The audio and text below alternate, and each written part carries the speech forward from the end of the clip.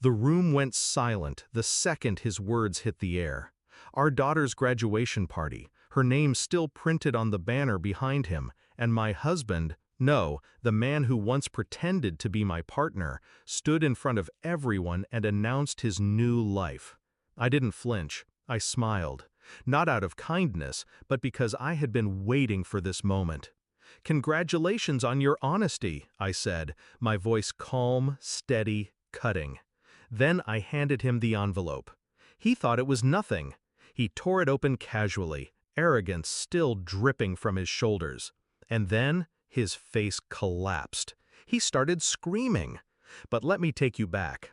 When I first met Daniel, he was everything I thought I wanted. Charming, protective, a man who could fill a room with his presence and make me feel like I was the only one who mattered. We built a life, a home, a family. For years I believed in him, in us. But love has blind spots. Mine were wide open. The first crack appeared when he started working late, always late. Then the cologne, expensive, new, and not for me. He stopped looking me in the eyes when I asked simple questions. I told myself I was imagining it. I told myself loyalty still lived in him. But lies always leave a trail. One night, his phone lit up while he showered. A message, "Can't wait to see you tomorrow." I didn't scream. I didn't cry. I simply read, memorized, and set the phone back down. That was the night I stopped being his wife and started being his executioner. I moved carefully. I pulled financial records, searched bank accounts, and traced transfers he thought I would never notice. Hotels, dinners, jewelry, thousands poured into someone else's hands. His girlfriend, a woman who used to sit at my table laughing with our friends. She played the part well, sweet, harmless, invisible enough to think she wouldn't get caught.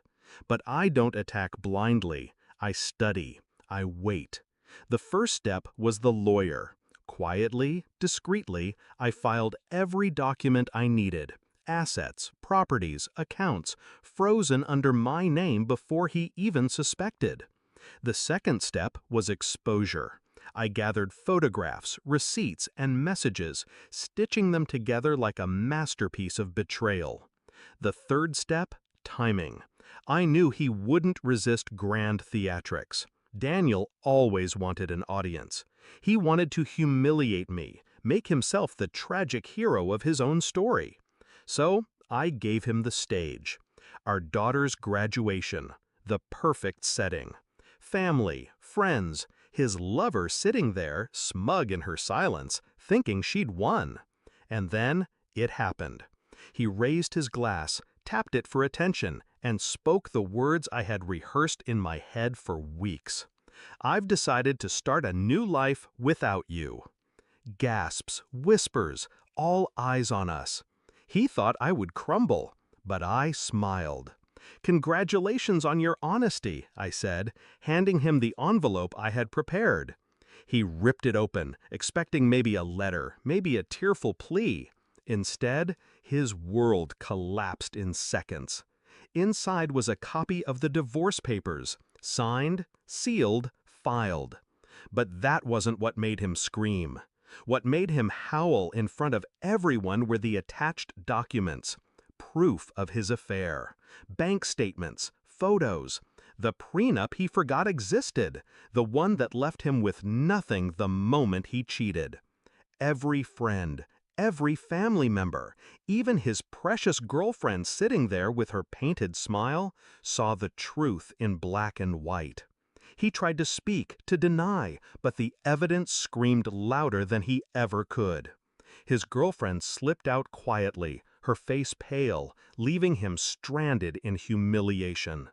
I stood still, silent, watching him unravel.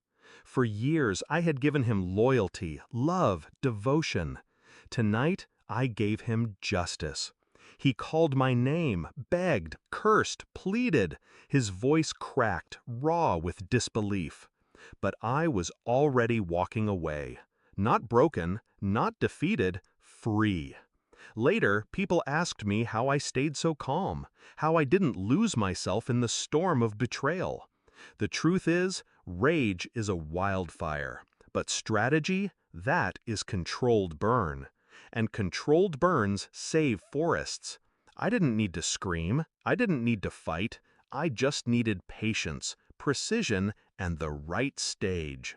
That night, he lost his reputation, his finances, his family. He lost the carefully crafted mask he wore for years.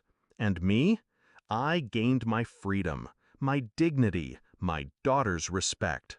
Sometimes revenge isn't about destroying someone. It's about handing them the mirror they've avoided all their lives and letting them choke on their own reflection. So when he screamed in that crowded room, it wasn't my voice haunting him, it was his own, and I will never forget the sound.